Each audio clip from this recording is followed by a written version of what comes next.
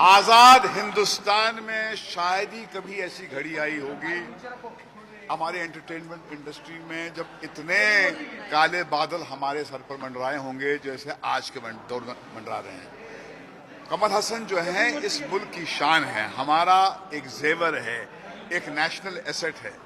एक फिल्म बनाई उसने अपना सब कुछ दांव पे लगाकर, जिसको उसने सेंसर बोर्ड के मेंबर्स को दिखाया, एक लेजिटिमेट सेंसर सर्टिफिकेट लेकर वो सिनेमा हॉल्स में जाता है, इतना पीआर में अपना पैसा खर्च करता है और फिर स्टेट जो है उसे रोकती है। जबकि सुप्रीम कोर्ट की ये रूलिंग है, आरक्षण के केस में सुप्रीम कोर्ट ने ये कहा है कि आप लॉ एंड ऑर्डर के बहाने से किसी फिल्म को रोक नहीं पाएंगे और ये इट्स नॉट अलाउड। उसके बावजूद इस फिल्म को रोका गया। फिर वो हाईकोर्ट गए, हाईकोर्ट ने 2 दिन 3 दिन लगाने के बाद में क्लियर एक आदेश दिए कि आप ये फिल्म लगा सकते हैं।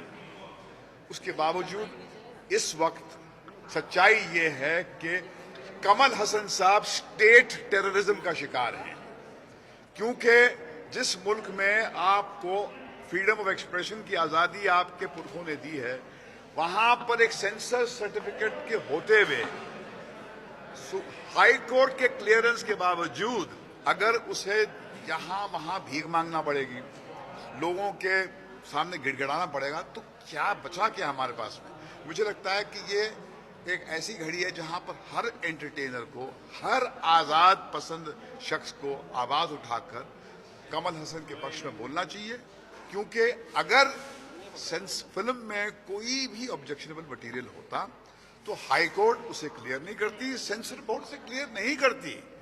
हम इस मुल्क को किसी लॉ एंड ऑर्डर मैकेनिज्म के आधार पर चलाना चाहते हैं कि आए दिन कोई भी उठकर कहेगा कि हमें आपत्ति है, तो हम तो बिल्कुल यही करते रहेंगे। तो it's a very very dark moment in our history और हर हिंदुस्तानी का कर्तव्य है कि वो कमल हसन की आज़ादी और उसके साथ में इंसाफ हो उसके लिए लड़े। जब किसी बच्चे पर घर में जरूरत से ज्यादा अत्याचार होता है, वो अपने माता पिता से कहता है कि मैं घर छोड़ के जा रहा हूं, इसका मतलब नहीं है वो घर छोड़ के जाना चाहता है। वो उनके डिस्पेयर का अंदाजा आपको स्टेटमेंट से होता है। वो कहता है कि भैया कि मैंने इस मुल्क में अपना सब कुछ प्राप्त किया है, इस मुल्क ने मुझे इस ओहदे पर पहुंचाया है, मगर जब मैं नियम का पालन करते हुए, सारे आदेश फॉलो करते हुए आपके सामने आता हूं और तब भी आप मुझे जलील करते हैं, तो मैं कहां जाऊं। तब वो कहता है कि बस नहीं, वो विरोध करता है।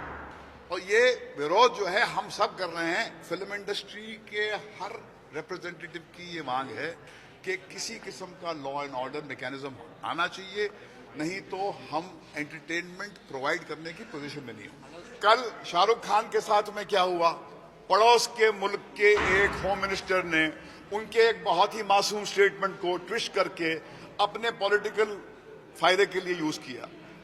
हमारे मुल्क में क्या हो रहा है, एक साउथ इंडियन आइकन जो एक मुल्क का आइकन है, विश्व का आइकन है, उसकी फिल्म को एक मोहरा बनाकर एक स्टेट की जो है अपना की सरकार है उसे अपने पॉलिटिकल फायदे के लिए इस्तेमाल कर रही है। इसका मतलब ये है कि एंटरटेनमेंट का जब एक व्हीकल होता है वो फायदेमंद होता है उनके पॉलिटिक्स के लिए, बस। और इससे ज्यादा और क्या कहूं मैं, इट्स वेरी क्लियर। क्या कमल हसन हिंदुस्तान में आज की तारीख में ऐसी फिल्म बनाएगा जो उसकी आवाम पसंद नहीं करेगी?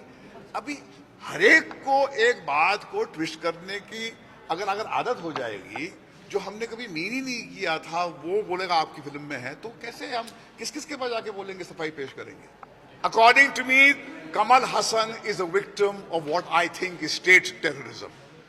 State has become an oppressor when he has got the Supreme Court ruling in his favor in Arakshan case कि a picture which has got a legitimate certificate cannot be stopped by any state government using the law and order excuse to kind of trample on his right to free speech. The High Court has given a clearance saying that the picture should be released without any cut.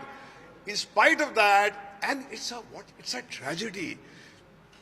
That state called Tamil Nadu has had chief ministers who came from the film industry.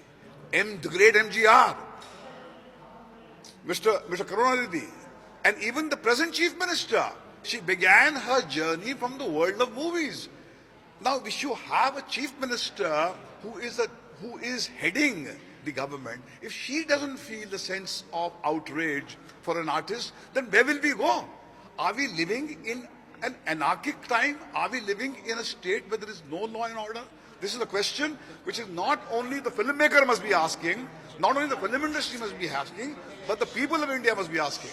आम आदमी को रोंदा जाता है, celebrity भी आम आदमी की category में ही है, उसको ज्यादा इस्तेमाल किया जाता है अपने पॉलिटिकल फायदे के लिए.